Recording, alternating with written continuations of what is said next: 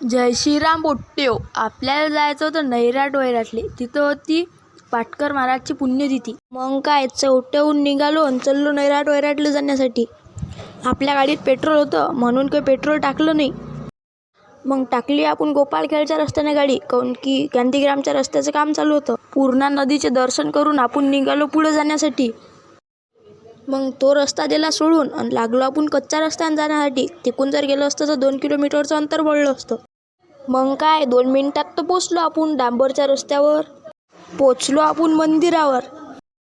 मग इथं कीर्तन चालू होतं तर कीर्तनात बसलो बा थोडा वेळ.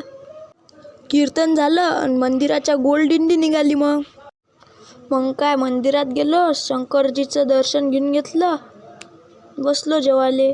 जेवण झालं आणि चाललो आता घरी. मग चाललो आपण घराच्या रस्त्यानं.